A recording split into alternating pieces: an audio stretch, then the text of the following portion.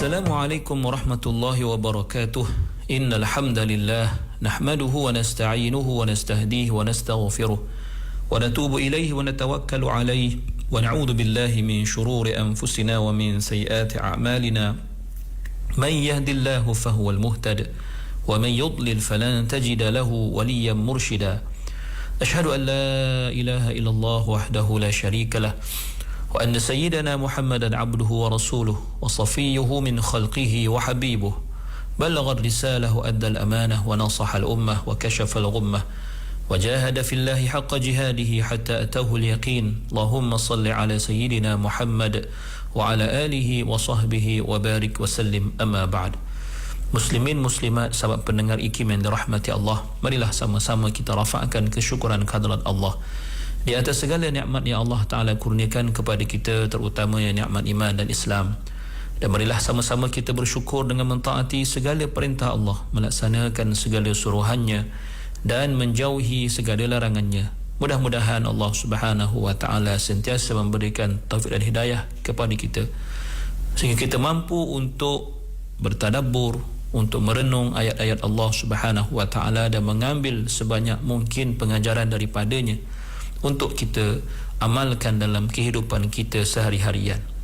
Muslimin muslimat yang dirahmati Allah, kita berada pada ayat yang ke-21 daripada suratil Maidah. Allah berfirman, A'udzu billahi minasy syaithanir rajim. Ya qaumi idkhulul ardal muqaddasata allati kataballahu lakum ولا ترتدوا على أدباركم فتنقلبوا خاسرين. Yang bermaksud, Nabi Musa berkata lagi, wahai kaumku, masuklah ke tanah suci yakni Filistin yang telah diperintahkan oleh Allah untuk kamu memasukinya, dan janganlah kamu berbalik undur ke belakang. Kalau kamu undur, maka kamu kelak menjadi orang-orang yang rugi, yakni di dunia dan di akhirat. Muslimin muslimat yang dirahmati Allah Subhanahu wa Ta'ala, setelah dalam ayat sebelum ini Allah memperingatkan tentang 3 nikmat besar yang Allah Ta'ala kurniakan kepada Bani Israel, maka dalam ayat ini pula Allah menunjukkan suatu panggilan dan seruan kepada Bani Israel dalam menyuruh mereka agar memasuki al-ardal muqaddasah, iaitu Baitul Maqdis. Seperti mana Allah berfirman, Ya qaumi dukhulul ardal muqaddasata allati kataballahu lakum wa la tartaddu ala adbarikum fatanqalibu khasirin. Maka dimaksudkan dengan al-muqaddasah ialah al-mutahharatul mubarakah, bumi yang suci dan barakah, kerana bumi itu adalah bumi yang didiami ramai dalam kalangan para anbiya alaihi wassalatu wassalam. Maka bumi yang dimaksudkan ialah Baitul Maqdis atau Baitul Muqaddas. Dan terdapat juga pandangan mengatakan bahawa al-ardal muqaddasah dalam ayat ini merujuk kepada Ariha, dan ada juga yang mengatakan ia adalah merujuk kepada At-Tur dan sekitarnya. Manakala maksud kataballahu lakum ialah yang Allah takdirkan bagi kamu untuk mendiaminya, yang Allah janjikan ia kepada kamu selagi kamu beriman dengan Allah dan selagi kamu taat kepada para anbiya yang Allah utuskan.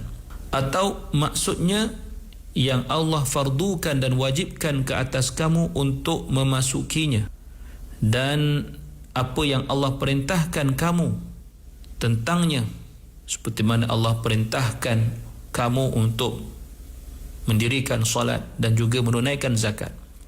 Dan bila kita lihat dalam ayat ini, Allah sekali lagi mengulangi perkataan ya qaum seperti mana ayat sebelum ini, untuk menunjukkan keseriusan perintah kepada Bani Israel datang daripada Nabi Musa alaihi salam, supaya mereka benar-benar bersungguh-sungguh dalam melaksanakan perintah tersebut, dan untuk menunjukkan bahawa perintah yang ditujukan kepada mereka itu adalah perintah yang serius, perintah yang besar yang datangnya daripada Allah Subhanahu wa Ta'ala.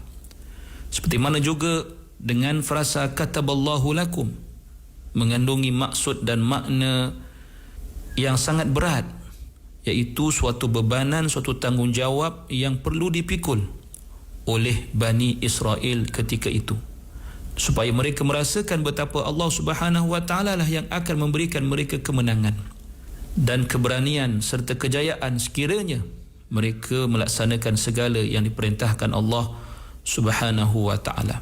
Dan apa jua yang Allah Subhanahu wa ta'ala tentukan bagi mereka, iaitu untuk memasuki Al-Ardhal Muqaddasah dengan syarat mereka beriman dan taat kepada Allah Subhanahu wa ta'ala, dan Allah pasti tidak akan menyalahi janjinya.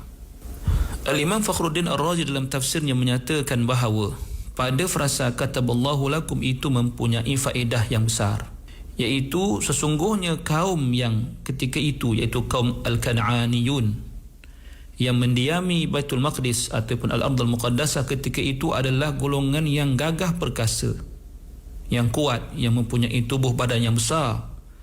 Melainkan Allah Subhanahu wa ta'ala telah menjanjikan kepada golongan Bani Israel, iaitu yang lebih lemah daripada Al-Jabbarin, tetapi telah dijanjikan Allah dengan kemenangan mereka jika mereka masuk dengan penuh berani ke Al-Ardhal Muqaddasah.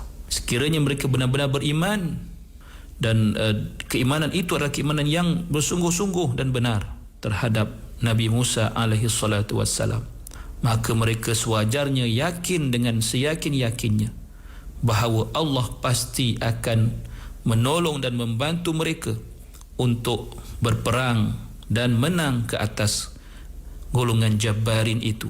Maka tidak boleh tidak, hendaklah mereka mara ke hadapan untuk memerangi kaum Jabbarin itu tanpa sedikit pun rasa penakut ataupun rasa ragu-ragu, tanpa sedikit pun rasa pengecut ataupun bimbang ataupun apa sahaja yang akan musnah dengan keyakinan mereka terhadap janji Allah Subhanahu wa ta'ala.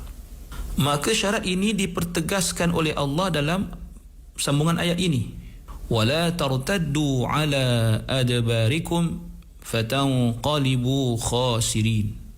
Suatu amaran terhadap mereka, amaran daripada sikap lari dari medan perang, amaran dari sikap ataupun amaran daripada bersikap pengecut, setelah Allah memberi suatu galakan motivasi kepada mereka agar mara ke hadapan menyerang musuh atau melawan dengan musuh. Taddu itu daripada kalimah al-irtidad, bermaksud lari ke belakang, dan al-adbar merujuk kepada sesuatu di sebelah belakang, dan ia merupakan suatu simbolik atau metafora untuk menunjukkan keadaan orang yang lari dari medan jihad setelah mereka berada di dalamnya, setelah mereka berhadapan dengan musuh Allah Subhanahu wa ta'ala dan musuh mereka. Dan ia merupakan suatu gambaran yang sangat negatif dan sangat buruk terhadap sikap al-jubn wa takhadhul, sikap pengecut, sikap yang teragak-agak untuk mara ke hadapan. Maka Allah memberitahu fatanqalibu khasirin, maka kamu akan berpatah ke belakang dalam keadaan rugi serugi-ruginya. Maka ia bermaksud, maralah ke hadapan wahai kaum, wahai Bani Israel, semata-mata kerana mematuhi perintah Allah, dan berjalanlah kamu di belakangku, kata Nabi Isa, untuk kita sama-sama memerangi musuh-musuh Allah. Dan kita akan masuk ke dalam Al-Ardhul Muqaddasah, ke Baitul Maqdis yang telah diperintahkan Allah untuk kita memasukinya dengan penuh berani. Janganlah hendaknya sesiapa pun dalam kalangan kamu yang berpatah ke belakang, yang lari daripada medan pertempuran semata-mata kerana takut kepada kaum Jabbarin itu, semata-mata kerana takut terhadap hebatnya dan besarnya fizikal mereka itu. Dan pada masa yang sama, janganlah hendaknya ada yang menjauhkan dirinya daripada mentaati aku dan perintahku sebagai Rasul yang dilantik oleh Allah Subhanahu wa ta'ala, dan juga sebagai panglima perang kamu, kerana yang demikian itu akan membawa kerugian buat kamu di dunia dan akhirat, tak akan membawa kepada terhalangnya kamu daripada kebaikan-kebaikan yang disediakan Allah Subhanahu wa ta'ala apabila kamu berjaya masuk ke Baitul Maqdis yang telah diwajibkan Allah terhadap kamu untuk memasukinya. Jika dipersoalkan apakah hikmah Nabi Musa melafazkan frasa wala tartaddu ala adbarikum fatanqalibu khasirin, maka terdapat dua bentuk jawapan terhadap hikmahnya, iaitu yang pertama, kerugian yang akan dialami oleh Bani Israel itu adalah disebabkan mereka terlepas ataupun mereka melalaikan kefarduan berjihad yang telah Allah pertanggungjawabkan ke atas mereka, maka wajiblah mereka akan mendapat kerugian. Yang kedua, kerugian disebabkan mukhalafah, disebabkan perbuatan mereka yang menyalahi perintah Allah Subhanahu wa taala. Apabila mereka enggan untuk memasuki al-ardal muqaddasah, maka apabila ayat Allah Ta'ala yang berbunyi wala tartaddu ala adbarikum fatanqalibu khasirin, di sebaliknya tersirat suatu amaran keras dan amaran tentang kerugian yang pasti yang akan menimpa Bani Israel sekiranya mereka tidak menyahut seruan Allah Subhanahu wa taala. Dan setelah disampaikan kepada mereka oleh Rasul, iaitu Nabi Musa alaihi salam, pelbagai bentuk galakan, pelbagai bentuk motivasi agar mereka mara untuk berjihad, maka pada masa yang sama kita dapat lihat adanya kefahaman yang jelas pada Nabi Musa alaihi salam terhadap kaumnya sendiri. Bermaksud Nabi Musa alaihi salam telah pun ketika itu menjangkakan daripada kaumnya suatu bentuk tindak balas dan reaksi yang tidak sewajarnya, iaitu reaksi yang negatif terhadap perintah Allah Subhanahu wa taala.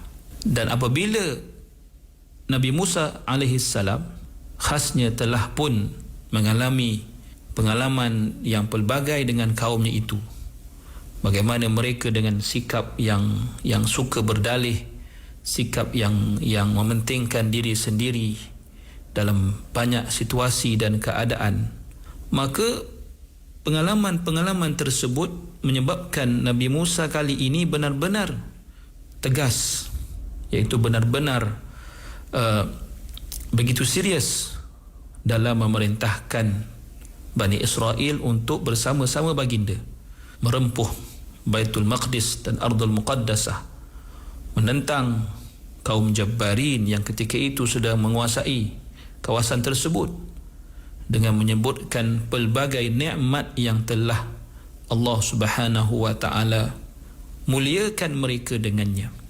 membawakan pelbagai cerita-cerita terdahulu supaya mereka mengingat dan beringat betapa nikmat-nikmat itu sewajarnya dan sepatutnya mereka mensyukurinya.